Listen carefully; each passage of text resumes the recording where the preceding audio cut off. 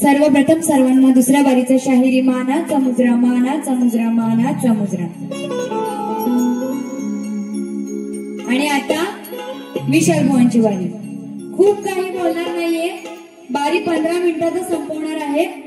तरी आणि बुवांना पहिल्यांदा सांगते की बुवा तुम्ही आता इथे भेटलात, मला बाहेर भेटलात ना की तुम्हाला काय सांगायचं ते व्यवस्थित सांगेल.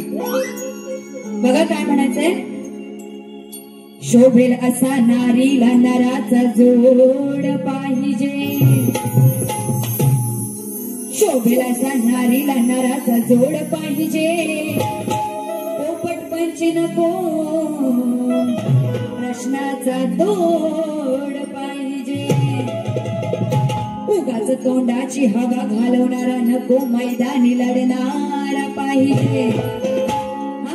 बुवा तुमच्यासारखं इथे नुसतं काही बोलायचं असं नसतं. म्हणून काय म्हणायचंय. उगाच तोंडाची हवा घालवणारा नको, मैदानी लढणारा पाहिजे. आणि कुत्र्यासारखा भुंकणारा नको, तर सुरात गाणारा पाहिजे. आणि बघा बुवा आले आणि बुवानी बारी केली ना. आता बुवानी नक्की बारी केली काही तर नमन केली ते त्यांनाच माहिती. आपण थिएटरला बाऱ्या करतोय, किती वेळ बारी केली पाहिजे हे बुवांना समजलं पाहिजे, पण त्यांना ते समजत नाही. तर बघा पहिला विषय म्हणजे बुवा, विशाल बुवा तुम्ही शेवटी शक्तीच्याच पाया पडायला आलात ना. आता असं का म्हणाले तर बुवांच्या बारीमध्ये 4 मुली नाचत होत्या. बघितलात ना सगळ्यांनी, बघितलात की नाही.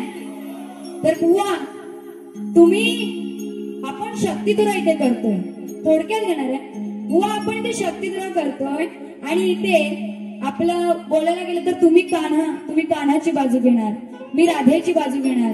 म्हणजे या रणांगणात मी राधा तर हे श्रीकृष्ण असणार आहे.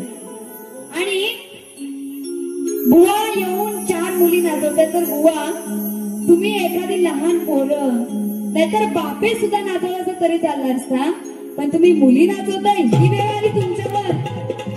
काय विशाल बुवा. हा आणि त्यानंतर बुवांची आणि नंतर बुवा बोलतात. बुवांनी चाल कोण दिली. फटाकड्या वाजणार ग, फटाकड्या जणच्या वाजणार ग. हा बुवा तुम्ही माझ्या फटाकड्या वाजवणार ना तर मी तुमच्या सुतली बाम वगैरे कुठे लपवून ठेवला असेल ना ते वाजवी ते. हा आता टाइम नाहीये म्हणून जास्त काहीच बोलणार नाहीये. त्यानंतर बुवांनी गवळण घेतली. आता बुवांनी गवळणीच्या आधी अजून एक काहीतरी गवळण घेतली. अगं दे ना ग थोडं तुझं ग गोड काय काय इथे बोलून गेले. या बुवांची एक सवय अशी आहे की नेहमी गवळणीची काठ देतील ते भलतीच.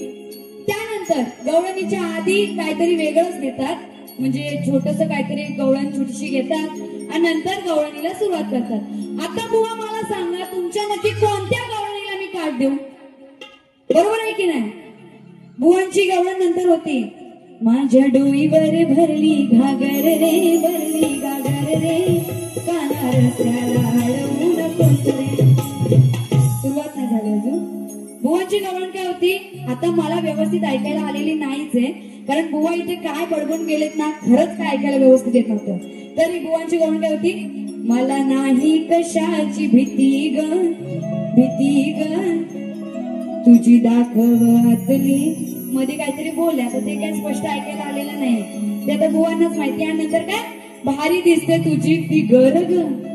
बुवा लग्न झालंय, जरा सांभाळून, बाळे युट्यूब वर येत आहेत. हा, बायकोने जर बारे ऐकली ना, बायको येऊन कान पिळेल पहिला. कोणाला फिगर बोलताय बुवा, काय चाललंय? हा असं बघा काय म्हणायचंय, शक्ती तुरा खेळ नाही तो अवघड घाट आहे, समजू नको वेड्या ही भूमी सपाट आहे, प्रत्येकाची लागलेली ती एक वाट आहे, आणि दोरा दाखवू नको. कारण बुवा इथे खूप काही बोलून गेले, ज्या फाताकडे वाजवतो हा बुवा तुमचा चीन टपाक डमडम करून सोडेल आणि बारी झापूक झुपूक करेल. हा म्हणून काय म्हणायचंय, प्रत्येकाची लागलेली ती एक वाट आहे, आणि दोरा दाखवू नको विशाल बुवा, या वैदेशेलाशी तुझी गाठ आहे.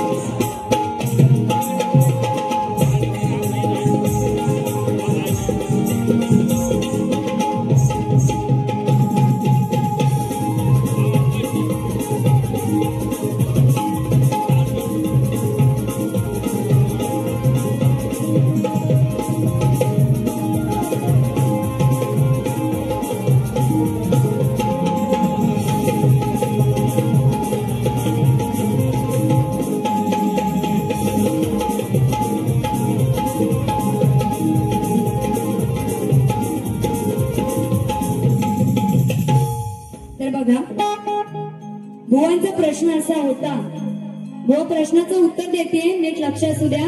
बुवांचा प्रश्न असा होता की गण गवळण दोन केळीचा नवरा कोण? विशाल बुवा जर आतमध्ये असाल तर बाहेर येऊन मी प्रश्नाचं उत्तर देते, त्याकडे नीट लक्ष असू द्या.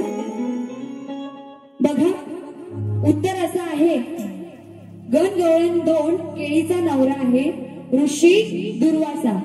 जर उत्तर माझ्या वाचनातून हे गेलेलं आहे, जर उत्तर बरोबर असेल तर बुवा जेव्हा दुसऱ्या बारीत येतील तेव्हा ते सांगावं की उत्तर बरोबर होतं. त्यानंतर golden India facility management Shashi Golkar यांच्याकडून 500 रुपयाचं पारितोषिक आलेलं आहे. नाचमंडळ आभारी आहे. आणि युवा संघटन आडवली टाकेवाडी यावरून एक छोटस गीत सादर करते, बघा नीट लक्ष असू द्या. भिरी भिरी ना तोफ कानारणात झणारला. मग काय म्हणायचंय, युवा संघटन आडवली टाकेवाडी हे त्यांचे गाव, युवा संघटन आडवली टाकेवाडी हे त्यांचे गाव. या लांजा तालुक्यात रत्नागिरीत गाजतय त्यांचं नाव, या लांजा तालुक्यात रत्नागिरीत गाजतय त्यांचं नाव. युवा संघटन आडवली टाकेवाडी हे त्यांचे युवा संघटन आडवली टाकेवाडी हे त्यांचे गाव. या लांजा तालुक्यात रत्नागिरीचं गाजतंय त्यांचं नाव. या लांजा तालुक्यात रत्नागिरीचं गाजतंय त्यांचं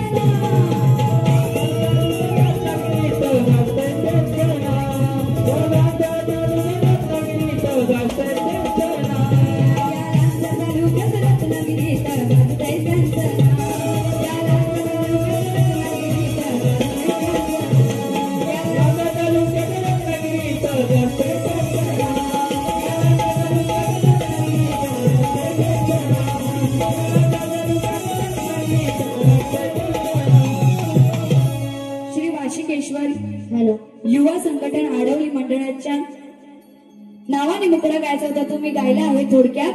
आणि त्यांच्याकडून मला 500 रुपयाचं पारितोषिक आलेलं आहे. नाच आभारी आहे. तसेच कोकणी शशांक गाव टाकेवाडी संगमेश्वर यांच्याकडून 200 रुपयाचं पारितोषिक आलेलं आहे. नाचमंडळ आभारी आहे. तसेच एक शेवटचं श्रद्धांजली गीत घेते, जे एरोप्लेन जो क्रॅश झाला आणि त्याच्यामध्ये निष्पाप जीवांचा मृत्यू झाला, त्यांच्यावरून एक श्रद्धांजली गीत घेते. नीट लक्ष असू द्या. झेप घेतली अवकाशात होते प्रवासी आनंदात. शेवटचं गीत आहे आणि नंतर माझी बारी मी संपवणार आहे. झेप घेतली अवकाशात होते प्रवासी आनंदात. काही टाईम सेकंदात झाला विमानाचा अपघात. बघा, त्या एरोप्लेन मध्ये जी माणसं बसली होती ती काही जण त्यांची स्वप्न साकार करण्यासाठी पुढे जाणार होती, तर काही जण आईला भेटायला, बाबांना भेटायला, भाऊला भेटायला आणि बहिणीला भेटायला जाणार होती. आणि त्यांना काहीही समजलं नाही आणि काही सेकंदातच त्यांचा तिथे मृत्यू झाला. आणि तो एरोप्लेन जिथे क्रॅश झाला तो मेडिकलचं हॉस्टेल होतं. आणि जी मुलं पुढे दुसऱ्यांचं आयुष्य वाचवणार होती त्यांचा काही सेकंदात मृत्यू झाला. म्हणून काय म्हणायचं नीट लक्ष असू द्या. झेप घेतली अवकाशात होते प्रवासी आनंदात. काही टाईम सेकंदात झाला विमानाचा अपघात. सांग कशी ना दयाली देवा, सांग कशी ना दयाली देवा. काय होता गुन्हा, काय होता गुन्हा, आज विझला मायेचा दिवा. काय होता गुन्हा, काय होता गुन्हा,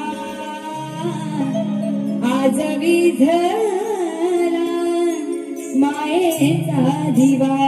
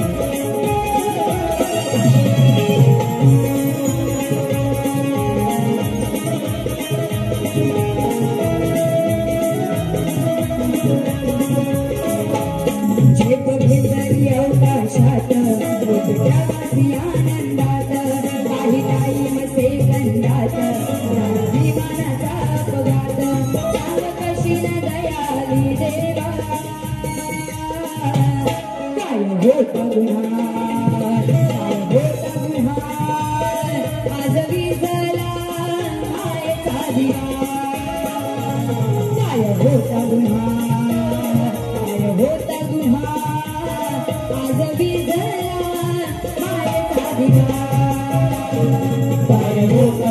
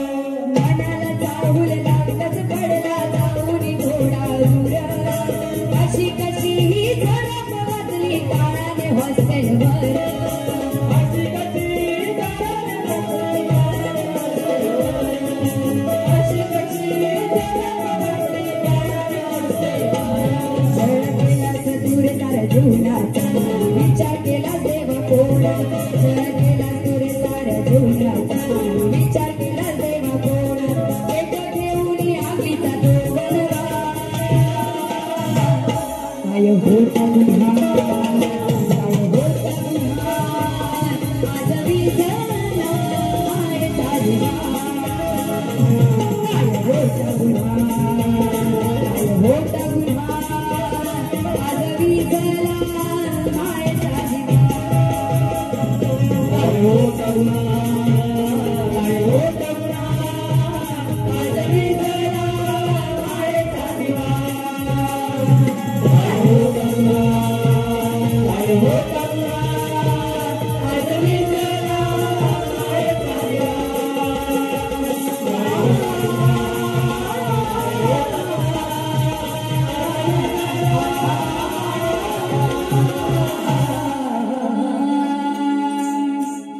काय होता गुन्हा काय होता गुन्हा आज विझला मायेचा दिवा त्या सर्व जीवांना मी माझी श्रद्धांजली अर्पण करते आणि मी माझी दुसरी बारी इथे संपली असं जाहीर करते आणि पुन्हा एकदा माझी दुसरी बारी बघण्यासाठी जे इथे सर्व रसिक जमलेले आहेत त्यांना सुद्धा दुसऱ्या वर्गात पुन्हा एकदा शाहिरी मानाचा मुद्रा करते आणि माझी बारी तुम्ही नीट ऐकलीत यासाठी आभार मानते आणि माझी बारी ते संपवते आणि गोवांना दुसऱ्या बारीसाठी शुभेच्छा देते. धन्यवाद.